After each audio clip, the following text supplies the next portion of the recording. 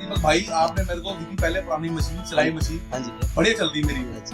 अब मेरे को चाहिए ओवरलॉक मशीन, कुर्ती वगैरह के काम के लिए। 4 थ्रेड मशीन दिखाओ, बढ़िया जेन्युइन ओरिजिनल मशीन दिखाओ। भैया ये ले लो, जैक की सबसे बढ़िया मशीन है ये। अच्छा 747 मॉडल में है ये। अच्छा, तो चलेगी ना बढ़िया? हाँ ये बढ़िया चलेगी, ये बढ़िया चलेगी। हाँ बढ़िया चलेगी। देखो इसकी कंडीशन देख लो, ये कंडीशन देख लो इसकी। ये एकदम ये जैक की ओरिजिनल मशीन है। ओरिजिनल मशीन है। क्या क्या है ओरिजिनल मशीन बताओ। ये देखो ये यहाँ पे जैक लिखा हुआ है और यहाँ पे लिखा हुआ है, ये मॉडल नंबर इसकी है, देख लो। अच्छा हाँ जी भैया। दियो भाई, देख मेरा नुकसान नहीं होना चाहिए। नहीं होगा भैया, नहीं होगा। देख लो पक्का। हाँ देख ले भैया, देख मैं आपको बहुत कर रहा हूं। हाँ बिल्कुल ले जाओ, घूम के ले जाओ, घूम के ले जाओ। चलेगी ना? मैं गांव जाऊंगा, पता चलेगा भाई चलती